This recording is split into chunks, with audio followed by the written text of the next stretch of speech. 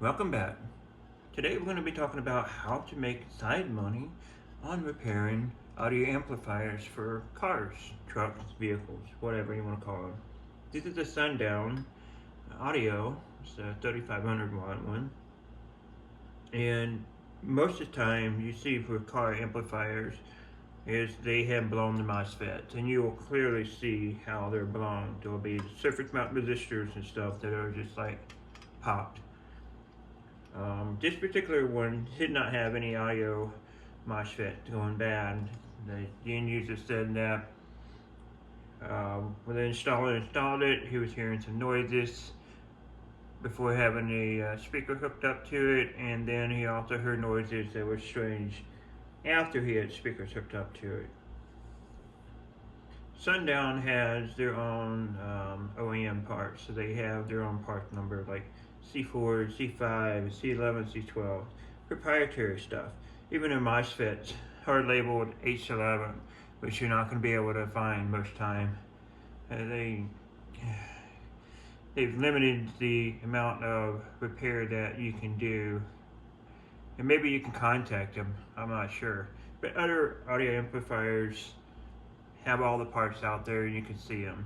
And most parts, if it's a dual channel, you can see one circuit's going to be blown up and you can reference the other side as the parts that you need to replace. This one was kind of cool. I went through and my first thing I do is I check all the MOSFETs and stuff, and I found no shorts. And then I looked at the 12 volt voltage regulator and I had 89 ohms. And then I'm looking at circuitry and I found a resistor, and I'll put that resistor picture here. I found that resistor, it was burnt, and I at first thought it was like fried. Then I took the diodes off the circuit near it. When I found out, looking at the diode SMD code online, these were Zener diodes and they were 5.6 volts. So I checked the circuitry around the area and I can't find any shorts after that. So I was able to just remove the two Zener diodes and resistor and replace them, and this should be working again. Let's talk about the equipment that you need to test this out. You're going to need a set of speakers. You're going to need mostly just a battery, car battery, and just like a little radio. It's a junk radio out of a car, and you can just have this set up and wire it up. The battery, leave it sitting, you know. You can use it, power it up, make sure you monitor your voltage on it. When you're done testing all that, you can put a battery tender on it and maintain the voltage. You know, that kind of a thing. You can always charge your battery. Don't run the equipment while it's on the tender, you'll qualify your equipment.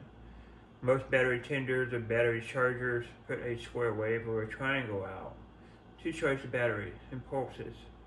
So you don't want that pulse in here, because it'll fry the battery, it'll fry your components here out, which will cause more damage than you really want. Typical repair. You can find audio groups online, and there's just a bunch of guys that are trying to find somebody to fix these. And I worked with a guy up in Chicago, and he was making probably $150 to $200 a pop. I was repairing it for him for 50 bucks. Didn't know the situation, and he was turning around making hands over fists. So we stopped that. But no, there's tons and tons and tons of audio amplifiers that people are just wanting to get fixed because this is their pride and joy. This is something they have done, and it may be a obsolete item, but they want to still have it fixed. So audio amplifiers is a quick and easy way to repair stuff and make a good bucks for it.